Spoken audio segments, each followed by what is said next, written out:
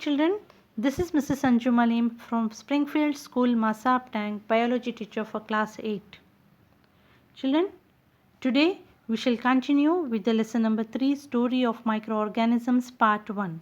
In my last video, we have learnt about water microorganisms, Antony van Leeuwenhoek first discovered the microorganisms, and we have seen the different groups of microorganisms.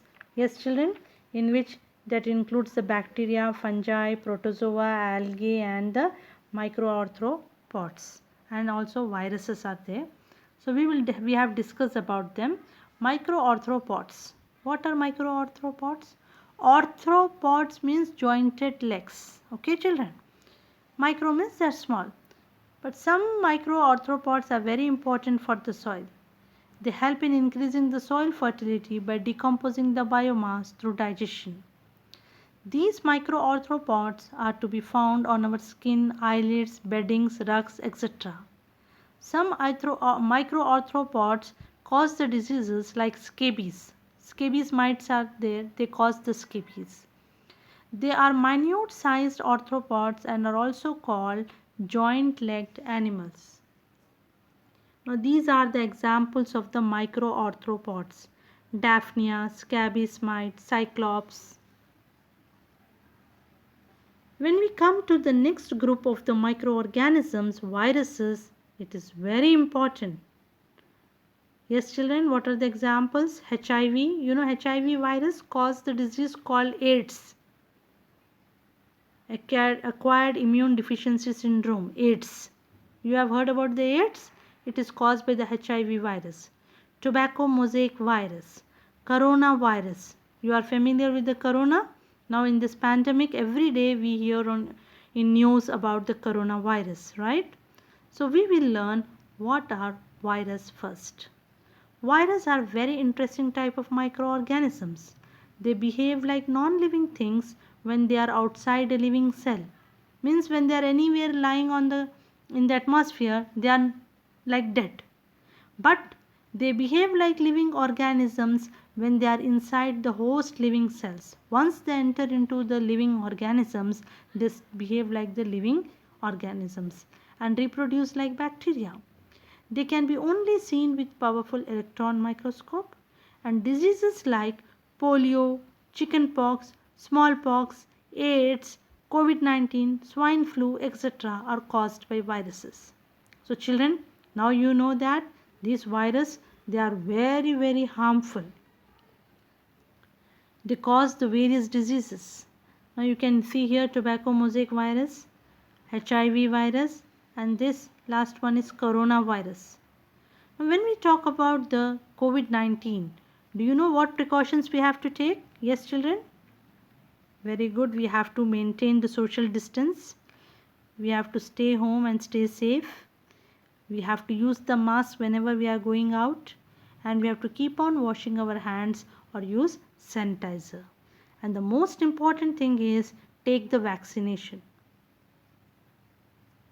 Diseases like typhoid, tuberculosis, and septicemia are caused by bacteria, whereas some of the skin diseases like ringworm are caused by viruses and fungi also.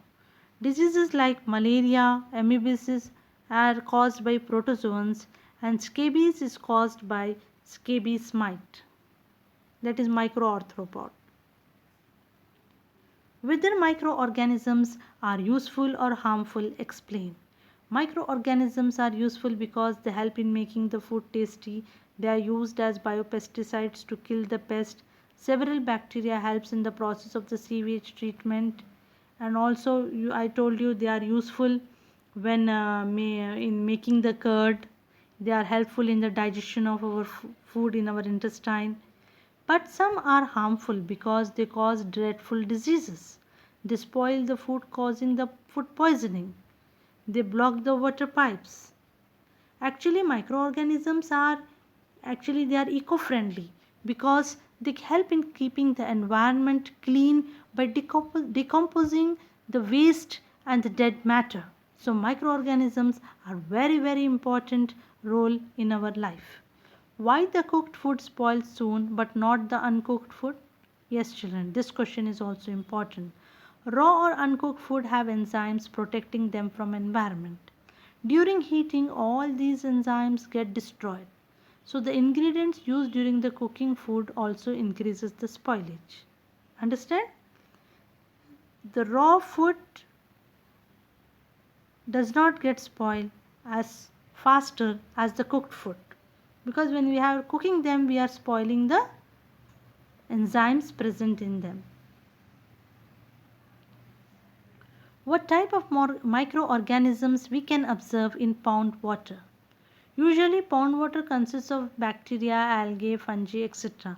By collecting some pond water with greenish scrapings on a slide and observing it under a microscope, we can observe the different algae like Spirogyra, Chlamydomonas, Chara, etc. through microscope. Okay? So if you want to observe the microscope, if you want to observe the microorganisms, you can observe it only under the microscope. How do you observe different soil microorganisms through microscopes? Collect some soil from the field in a beaker or in a glass, add some water to it and stir it. Wait for some time to allow the soil particles to settle down. Take a drop of water from it on a slide and observe it under a microscope. We observe the cyanobacteria. So when we observe the bacteria in the soil, we can see the cyanobacteria.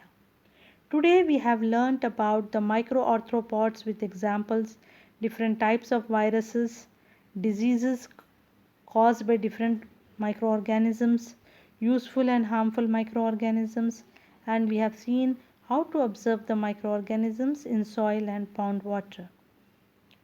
Note down the homework. Write about the various diseases caused by bacteria. Explain whether microorganisms are useful or harmful. What are viruses? Give examples. Draw the diagram of coronavirus. I hope you all understood the concept and enjoyed watching this video. Thank you very much.